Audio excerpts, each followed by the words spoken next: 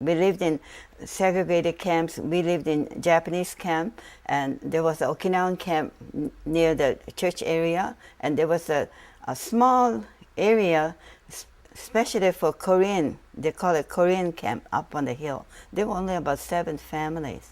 And then on the other side of town, there was Augustine School. Near that school was Spanish camp, Puerto Rican camp, and Filipino camp.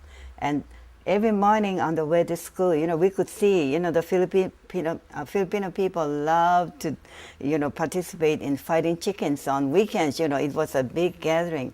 So from a young period, we were exposed to watching the cockfights. And there was, in the corner back of us, there were a group of bachelors, about a dozen Filipino bachelors. In those days, Filipino men came without their wives.